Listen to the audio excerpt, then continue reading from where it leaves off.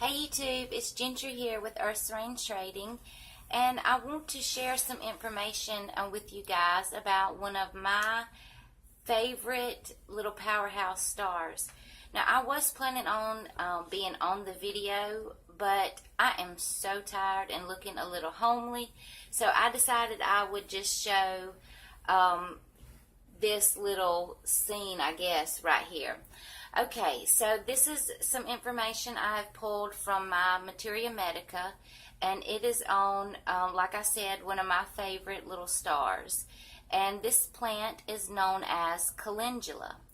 So I know that a lot of people think of Calendula as simply a topical remedy for minor cuts and scrapes, wounds, things like stuff that you can treat, in first aid situations. But, calendula has many, many more uses.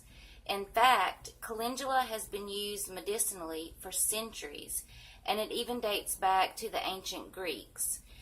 You can use calendula internally, and you can also use it externally. It can be used as food as well as medicine. Calendula is super cool because you can also use it as a yellow dye. You can use the dye for clothes, if you want to dye your clothing, or you can even use it for food, like to color rice. It used to be used a lot as a substitute for saffron. You can also use it to lighten your hair if you want like highlights, or you're naturally, blonde-headed and you want to lighten up, some of your hair.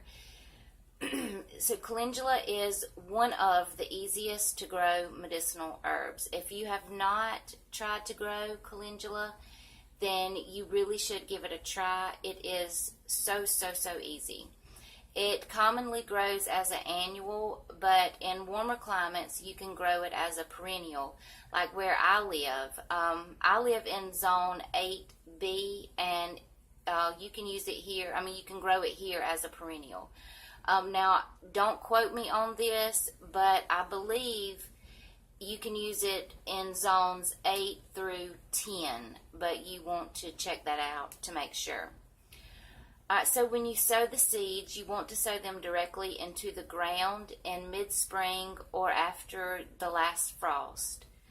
Germination can take anywhere from 8 to 14 days. Now, last year, when I planted my calendula, it took around 8 days, but this year it's taken about 13 to 14 days to see anything.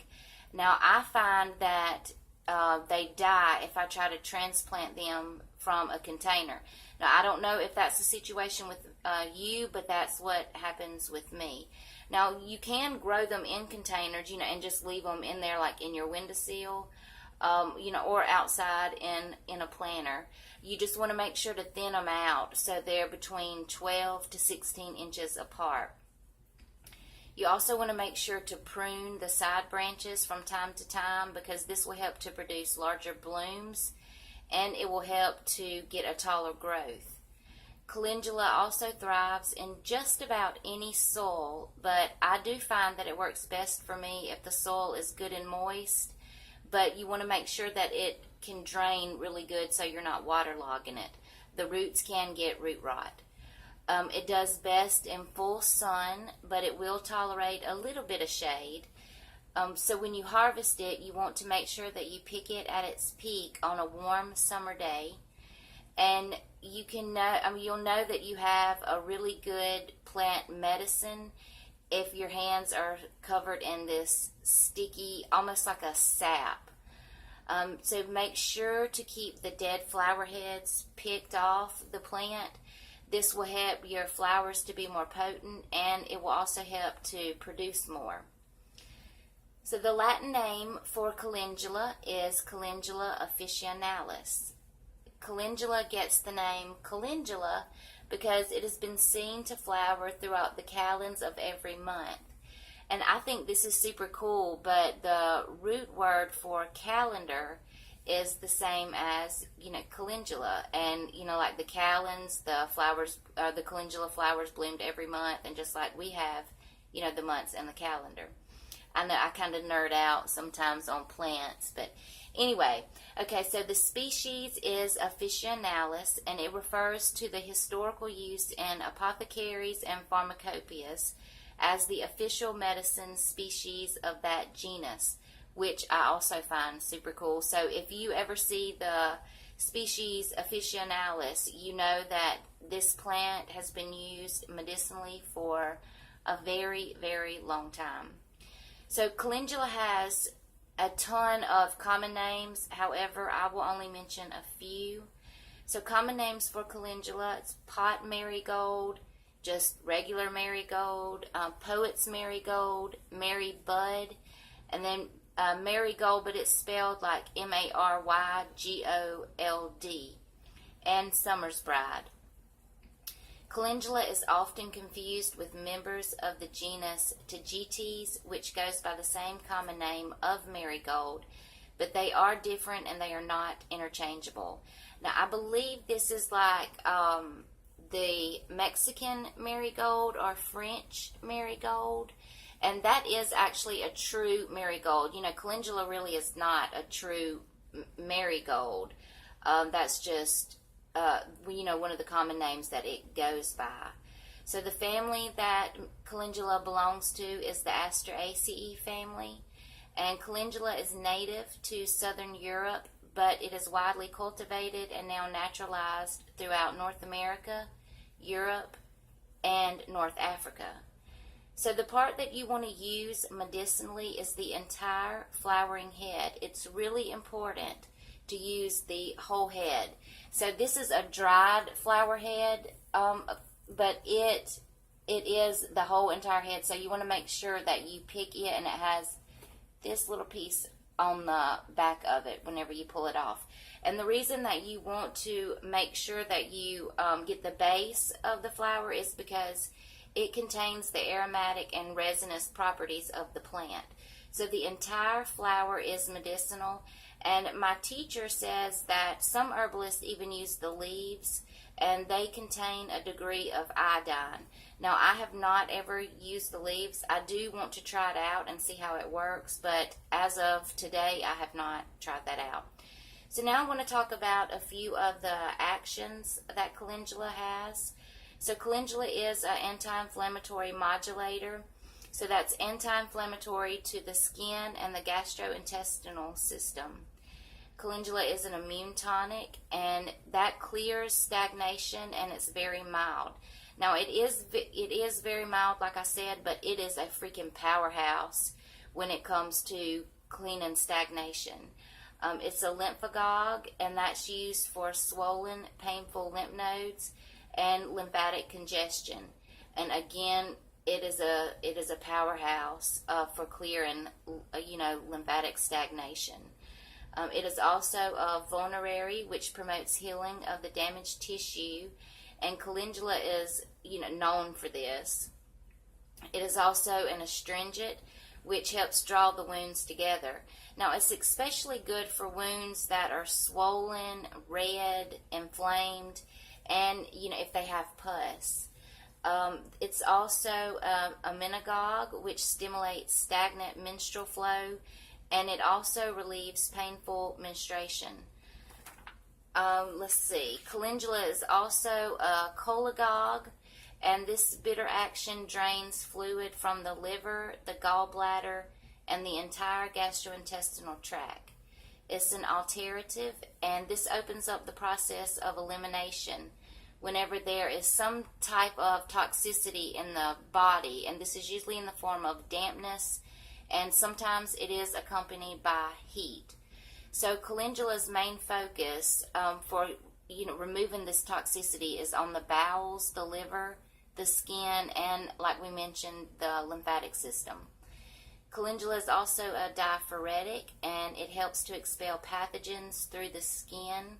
Now, calendula is a stimulant diaphoretic and not a relaxing diaphoretic.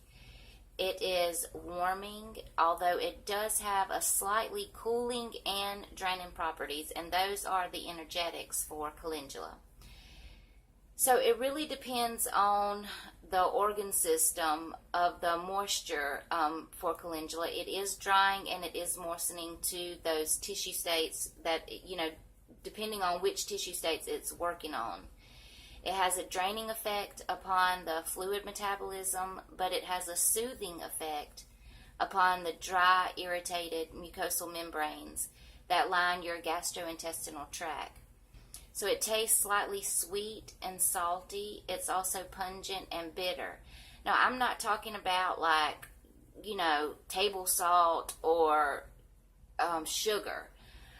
Let's see. The systems that calendula works on are the lymphatic and the immune system. It works on the liver and the gallbladder. It works on the digestive system and primarily the mucosal membranes. It works on the skin and the female reproductive system and primarily the uterus. So calendula is best used in cold, depressed tissue states. And again, I don't mean like the quality of temperature, but I'm talking about the overall state of that tissue. Calendula is used to treat swollen glands, residual after infection, inflammation that's deep within the lymphatic system, asthma, bronchitis, old lingering infections, gum disease, stomach irritation, ulcers of the mouth, the stomach, and the intestines.